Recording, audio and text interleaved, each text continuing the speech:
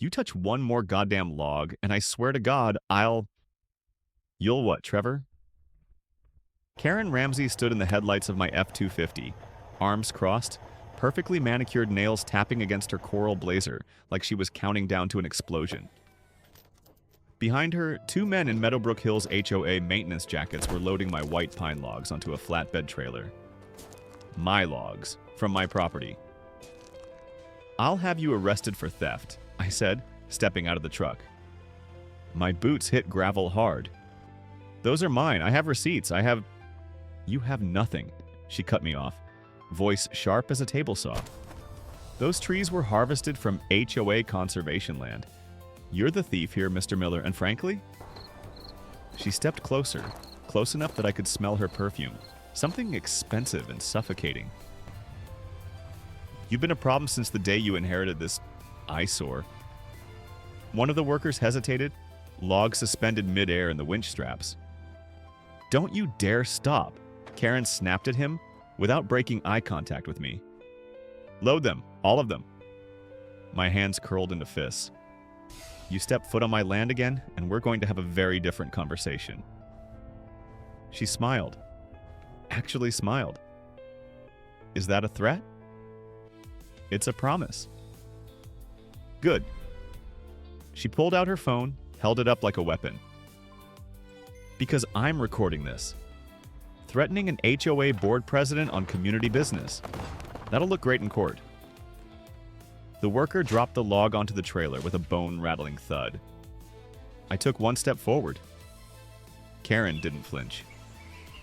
"Try me," she whispered. The first time I saw the sign for Meadowbrook Hills, I laughed. Big white serif letters on a stone wall, perfectly trimmed hedges all around like it was guarding Fort Knox. It was a neighborhood entrance, not a royal fortress. But the way those folks carried themselves, you'd think they were defending Western civilization from encroaching weeds and woods. My land starts just on the other side of that wall. 10 acres of North Carolina soil, pine groves, and the house my old man built by hand in the 70s. When he passed in early 2024, he left me the land, the sawmill, and a legacy of minding my own damn business. I kept that promise. Unfortunately, Meadowbrook Hills had other ideas. The trouble didn't start all at once. Like most rot, it crept in quiet. First came the letters, fancy envelopes from the HOA with polite threats inside. "Please mow your grass to match community standards. Please relocate heavy machinery out of visible areas. Please repaint your outbuilding to match neutral palettes." All with that smug little footer. Meadowbrook Hills, a community of harmony. Harmony, my ass. I wasn't even a part of their HOA. I ignored them. I had no legal obligation to respond, and they had no jurisdiction over my land. But they kept coming, like termites. Every month, a new envelope with new requests. Then came the visits.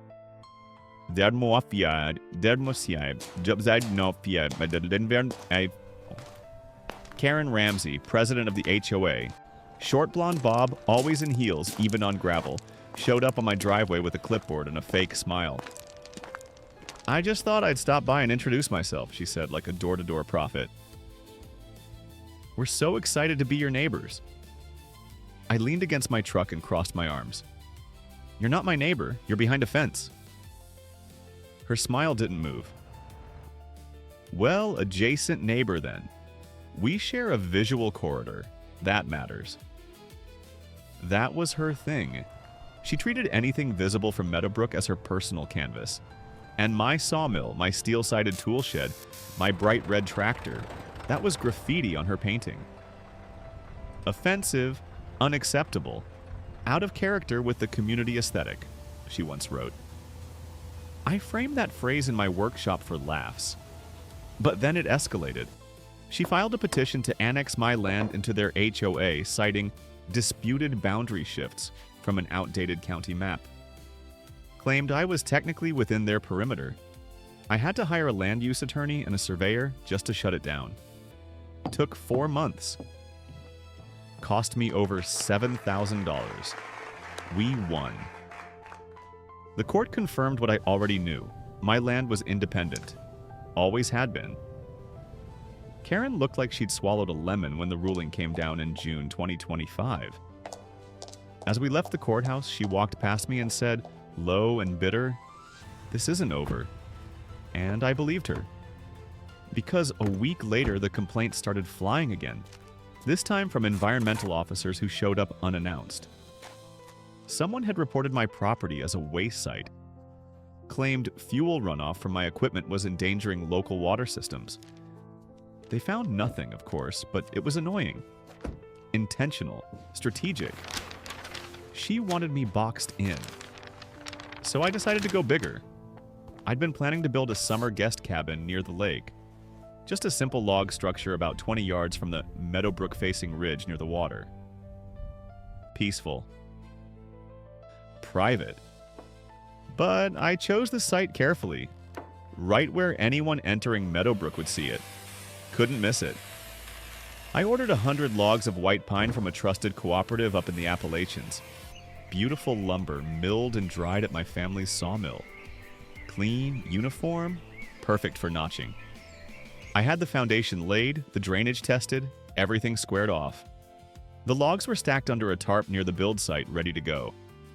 I even had a few neighbors stop by and admire the pile. Folks know quality when they see it. Karen saw it too. She stopped her Lexus on the road just outside the gate and stared at the timber stack like it was a crime scene. Didn't say a word, just narrowed her eyes, took a photo, and drove off. I should have known then she was planning something, but I didn't. I just kept working, cutting joints, prepping the base frame. It was going to be beautiful. A cabin for my sister's family to stay in when they visited, a fishing spot, a quiet porch to drink bourbon on and spit into the lake if the mood struck me. I didn't know I was building a powder keg. Not yet. 0.1 fierce. Spy, it started like any other damn Tuesday in late August 2025. I was driving back from the sawmill just after dusk.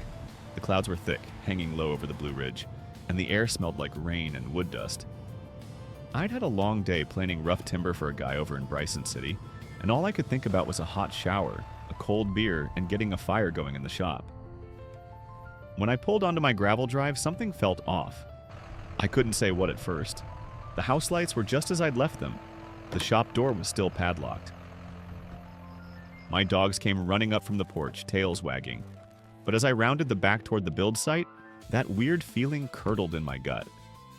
The logs were gone, every single one. The stack, nearly 100 logs of Appalachian white pine, handpicked, planed, and sorted, had vanished. All that remained was an ugly patch of flattened dirt, a few broken branches, and 2 deep tire ruts slicing across the grass like scars. My tarp was balled up in the corner, torn and half buried under mud. My portable winch, a $1,200 piece of kit I'd used for hauling logs, also gone. At first I thought maybe it was a prank, some kind of sick joke. Then I saw the busted chain and the broken winch strap, shredded clean through. That's when I knew. This was theft, not petty, not accidental. Someone had come with equipment, trucks, straps. They'd planned this. They'd backed in, loaded the logs, and vanished. Probably while I was halfway across the county feeding someone else's sawdust pile. My stomach was ice. I wasn't angry yet. I was in that hollow, static space where your mind is too busy calculating what's missing to even process what just happened.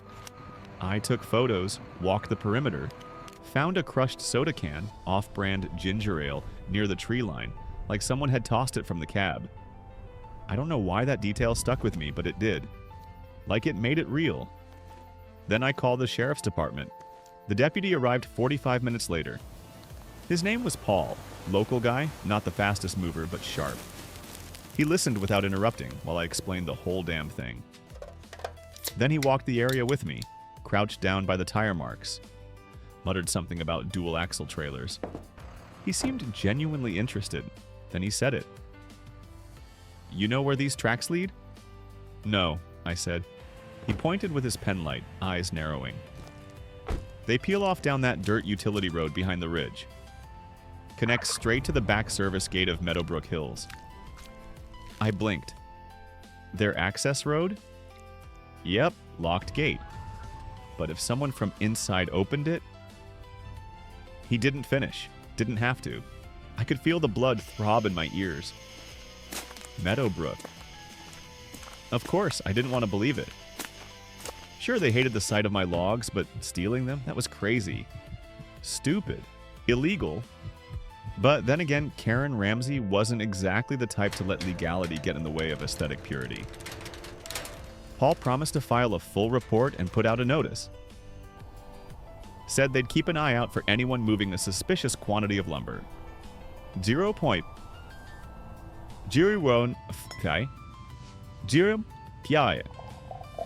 Yo. But I could already hear the doubt in his voice. There was no video, no witnesses, just tire tracks, broken straps, and a whole lot of missing pine. I didn't sleep that night. I kept thinking of that moment when I first showed Karen the logs, how she stared at them like they were a threat.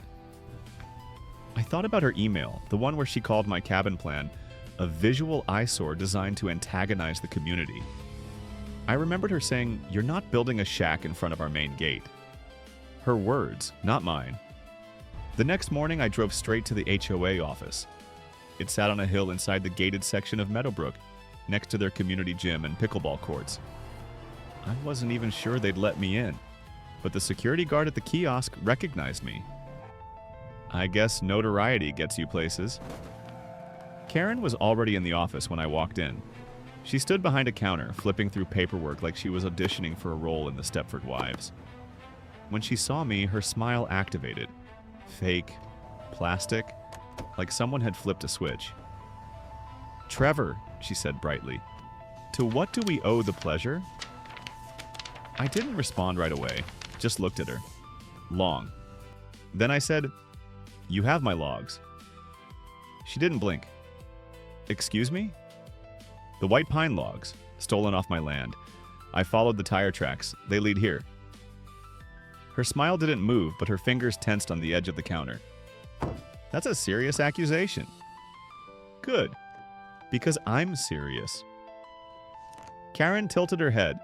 Then, casually, too casually, she said, "We didn't steal anything. We reclaimed material we believed was taken from Meadowbrook property. There was a report filed. Trees cut down on HOA Greenbelt. The board voted to act." My jaw clenched. The trees came from Jackson County Co-op. I've got the GPS coordinates of the harvest site, the invoices, the freight logs. I have before and after photos. You want to see them? She gave the most infuriating shrug I've ever seen. "That's something you can present to the proper authorities. Or the court. I'm not interested in debating it here." I stepped forward, voice low. "You broke onto private property and stole 100 logs. That's grand theft. You're in deep, Karen." Still smiling, she leaned in. "We returned what we believed belonged to the HOA. If you think otherwise, sue us." She turned and walked away. I stood there for a second, trying to figure out if I'd actually heard what I just heard. Then I left, but I wasn't backing down, not by a long shot. I spent most of that day pacing my workshop like a caged animal, replaying my conversation with Karen on a loop. Her calmness got under my skin more than the theft itself. She didn't even try to deny it. She practically folded her arms and said, "Do something about it." That takes a special kind of arrogance. I kept staring at the empty patch of dirt outside my window, the place where the logs had been stacked neatly just the night before. 100 logs don't just vanish. Somebody doesn't accidentally haul them off. And if Meadowbrook really took them, then somebody in there had to know more than they let on. Around mid-afternoon, just when I was about ready to drive back to the HOA office and flip a table, I heard a car pull into my driveway. Not a sheriff's cruiser, and not Karen's Lexus. 0.5 Jopify. It was a faded green Subaru with a dented bumper and a plastic hummingbird hanging from the mirror. A man stepped out. Thin, awkward posture, glasses, wearing a Meadowbrook Hills maintenance jacket. I recognized him vaguely. He used to direct traffic at their neighborhood events. The kind of guy who always looked like he'd rather be anywhere else. Mr. Miller? He called out, voice cracking like a teenager's even though he was well into his 40s. That's me, I said. You with the HOA? He flinched. Actually flinched. I was, until last month. Name's Gary. Gary Brooks. I leaned against the shop door, arms folded. You're a little far from home, Gary. He swallowed hard and looked over his shoulder like he expected Karen to materialize out of the tree line. Look, I don't want trouble. I shouldn't even be here. But someone has to. Someone has to tell you what's going on. Then tell me. He hesitated, then reached into his jacket and pulled out a thick folder held together with rubber bands.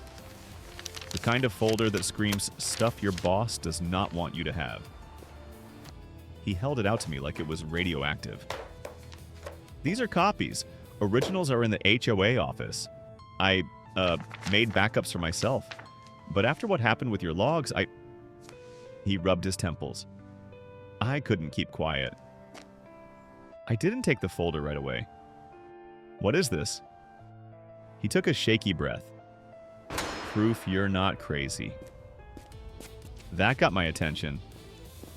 I grabbed the folder and took it inside, motioning for him to follow. My shop isn't fancy, but it's mine. Long wooden workbench, sawdust everywhere.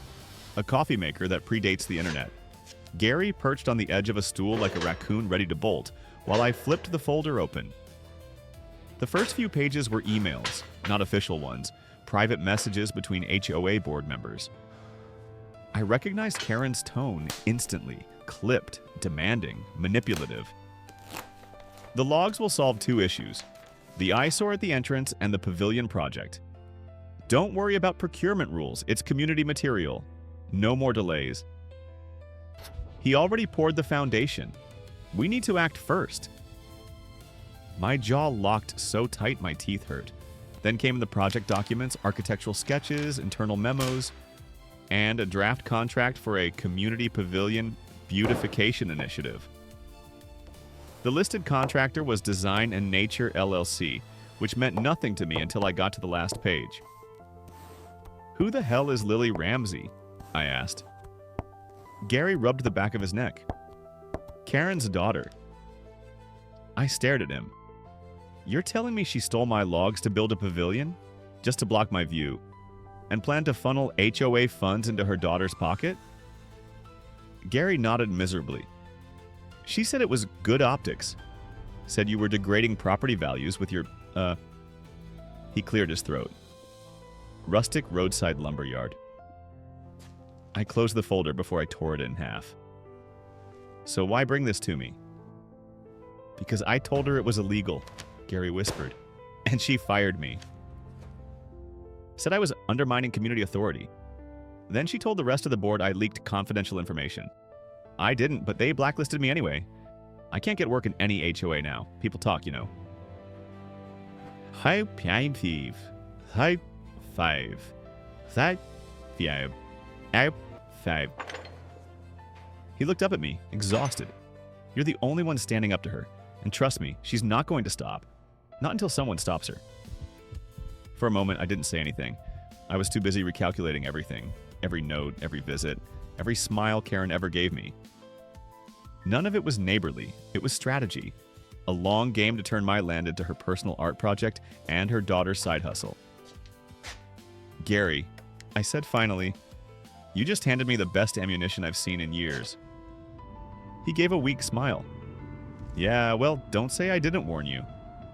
She keeps close tabs on people who cross her. He left not long after, glancing over his shoulder the whole time. I watched his Subaru disappear down the drive, then went back into the workshop, spread the folder across the bench, and reviewed every page under the bright shop lamp. This wasn't just theft. This was conspiracy. And suddenly, I wasn't the only one Karen had steamrolled. I wasn't alone anymore. And that changed everything. I didn't sleep that night. I tried. Hell, I even made myself a double whiskey and put on the sound of rain through the speakers. But my mind was going 90 miles an hour. By dawn, I had a plan. I scanned every document Gary gave me and backed it up 3 different ways. Hard drive, cloud, USB, and a coffee can buried under my woodpile. I wasn't about to get sabotaged by a country club dictatorship with a landscaping fetish. First thing in the morning, I called my lawyer, Carla. She'd helped me during the boundary nonsense when Meadowbrook tried to annex my land, and she had the patience of a mountain and the instincts of a rattlesnake. When I told her what happened, she didn't even sound surprised. "They took your logs," she said flatly. "And now they're building with them." "They plan to build with them," I corrected. "They've got most of it stored. Some of it's already milled."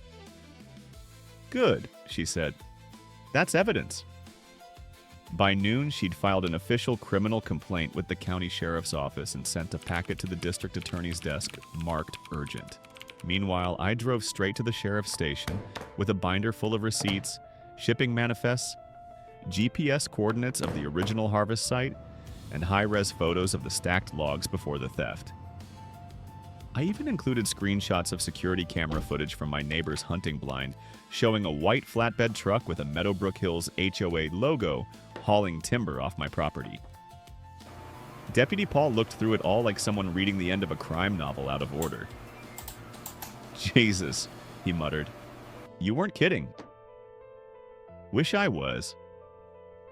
Within 48 hours, a warrant was issued. They brought in a forensic surveyor, a property investigator, and 2 uniformed deputies to execute a search on Meadowbrook's maintenance facility. A gated building near their tennis courts and community gardens, the kind of place where they stored rakes and mulch. And apparently now, stolen construction material. I wasn't allowed on site during the search. But Paul gave me a nod later that evening and said, "You'll want to hear this." According to the inventory report, they recovered 70 logs that matched the dimensions, wood grade, and milling specs from my sawmill. Some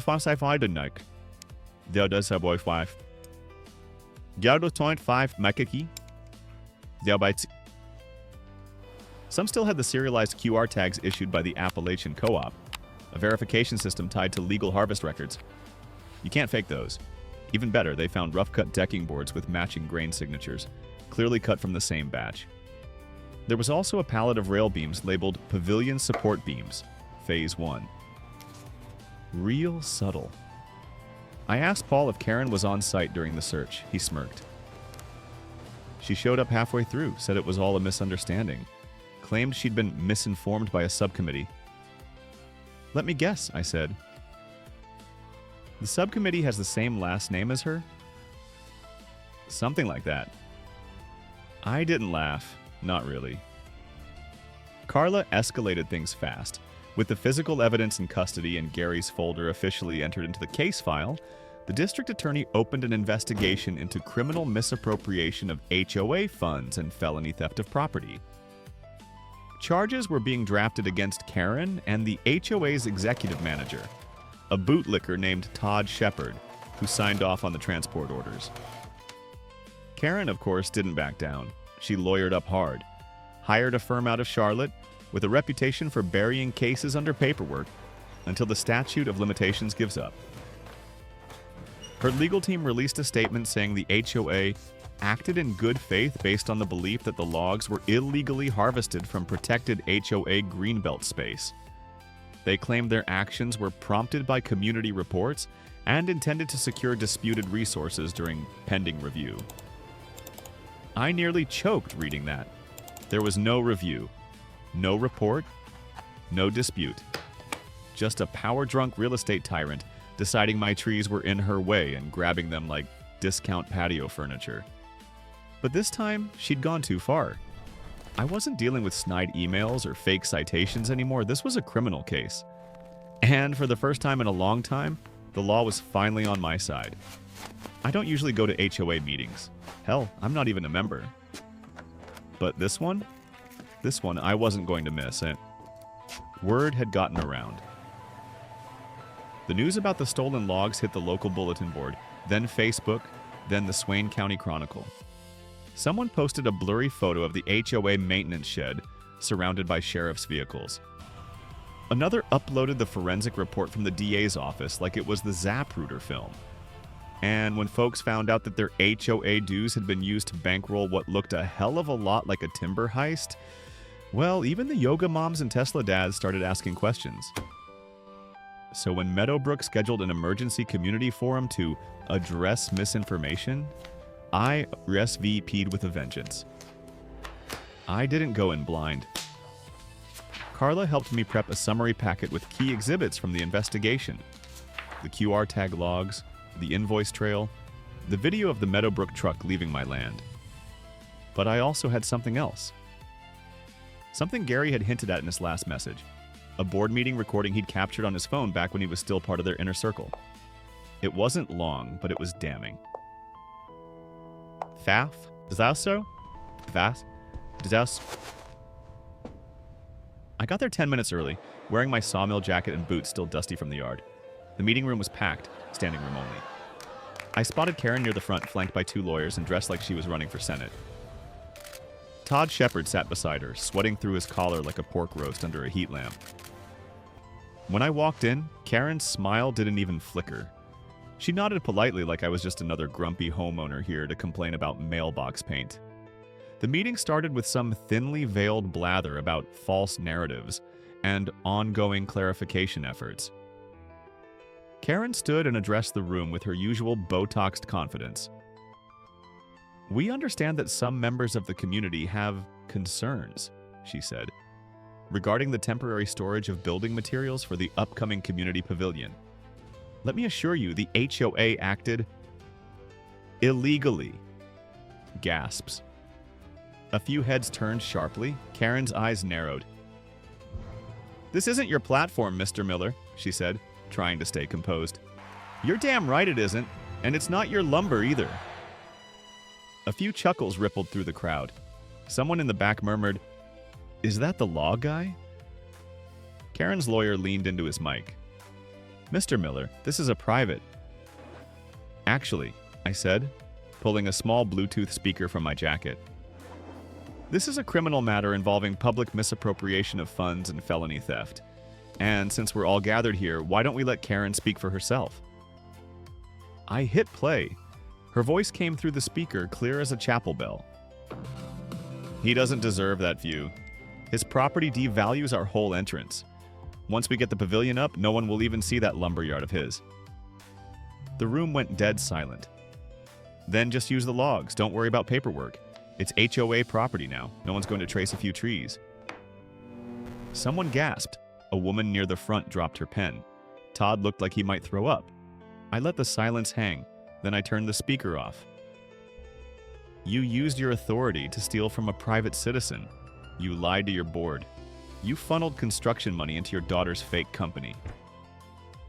And now you're standing here pretending this is about community beautification." Karen tried to recover. She launched into something about miscommunication and bad advice from internal subcommittees. But the room wasn't buying it. People started muttering. One man, gray-haired, in tennis whites, stood up and said, "Is this where my HOA fees are going? Your personal war with the neighbor?" Another woman chimed in, holding a copy of the forensic report I'd leaked online.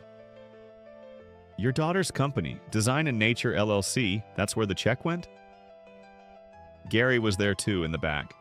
He didn't say a word, but I saw the flicker of a satisfied smile cross his face. The meeting devolved fast. People were shouting, demanding Karen step down. Someone called for a vote of no confidence. Todd tried to adjourn the meeting, but nobody was listening anymore. Karen just stood there, frozen. For the first time since I'd met her, she didn't have a word to say. I didn't stick around for the end. I'd made my point. The evidence was public. The DA was pressing charges. The house of cards she'd built out of other people's dues was already toppling. As I walked out, a guy in a golf hat clapped me on the back and said, "Next time you build something, let us know. We'll help." I smiled. 0.5 yards.